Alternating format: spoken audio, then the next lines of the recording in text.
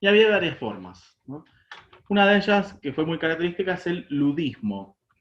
Consistía en que un grupo de trabajadores entraban a las fábricas y rompían las máquinas. ¿Por qué? Porque las máquinas hacían más que los trabajadores. Ahora, el tema es que si ellos rompían las máquinas, se quedaban sin trabajo. ¿Por qué? Porque cerraba la fábrica. Entonces, digamos que era una forma que no era muy conveniente de protestar en ese momento. Después, bueno, alternativamente aparecen como cofradías o hermandades, ¿no? Que son como grupos de trabajadores que tenían un modelo de organización como el de esos gremios medievales que les mencioné anteriormente.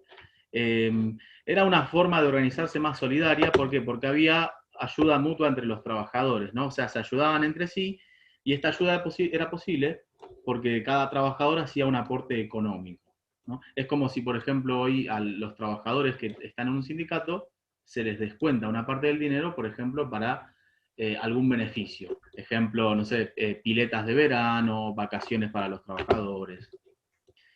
Y también alentaban a las protestas, ¿no? Por lo general, bueno, lo hacían a través de los periódicos, o sea, avisaban.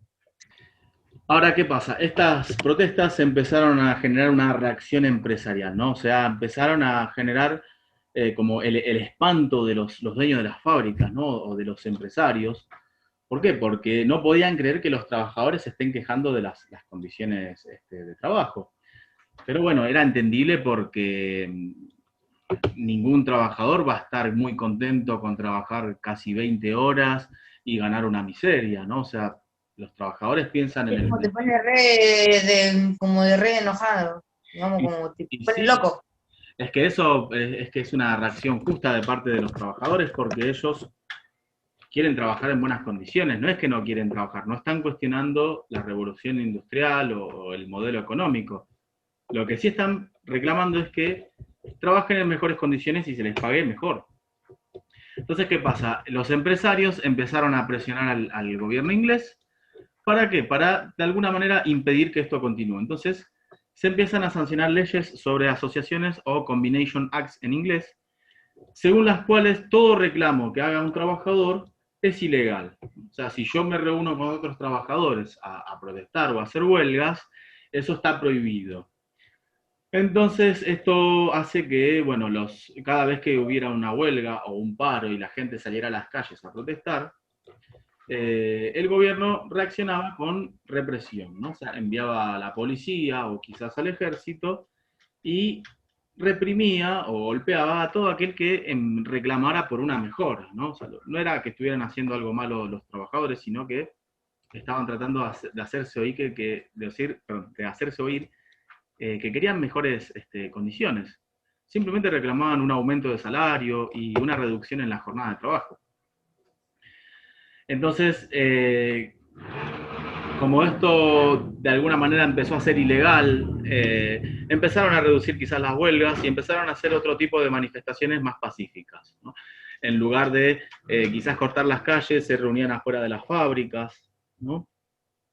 Y después optaban por una opción más pacífica, que era hacer escritos o pliegos, ¿no? Que eran como especie de documentos o cartas que los trabajadores enviaban a los empresarios para que escuchen las demandas, ¿no? O sea, lo que ellos querían que cambie.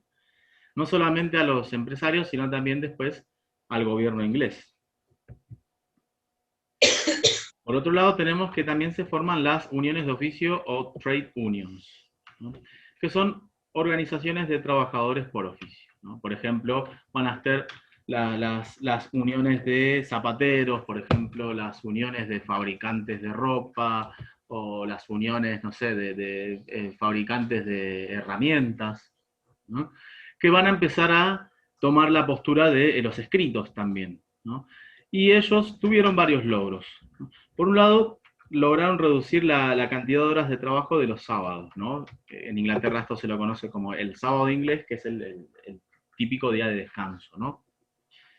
Después también lograron derogar, ¿no? O sea, sacar de circulación estas leyes de Combination Acts o de las leyes de asociaciones de trabajadores, ¿no? Donde no se, de alguna manera dejó de prohibirse la huelga o la protesta como manera de reclamar. Y los sindicatos, ¿no?, que son las organizaciones encargadas de escuchar los reclamos de los trabajadores, volvieron a ser legales, ¿no? O sea que a partir de esa derogación de las Combination Acts, los sindicatos volvieron a tener el peso para ser el canal de reclamo de los trabajadores hacia los empresarios. Finalmente, tenemos una forma de protesta obrera más pacífica, que es el cartismo. El cartismo se refiere a una serie de reclamos laborales mediante cartas, y la más importante fue la llamada Carta del Pueblo de 1838. Esta se envió en Inglaterra, se elevó un año después, los del gobierno no lo oyeron, y más o menos unos 4 o 5 años más tarde se lograron juntar 3 millones de firmas, lo cual fue un gran avance porque significaba que los trabajadores eran muchos y se estaban haciendo oír frente a la explotación. Si bien no lograron el objetivo principal, que era reducir la jornada de trabajo, lo más importante fue la sanción del sufragio universal. O sea, no influyó desde lo laboral, pero sí desde lo político. Esto quiere decir que, por ejemplo, muchas personas podían participar sin importar su condición. Más claro, o sea, cuando la gente iba a votar, no importaba si la persona tuviera o no el secundario, ¿no? O sea, que podían votar todas las clases sociales, y a partir de cierta edad. Un ejemplo, a partir de los 18 o de los 21 años.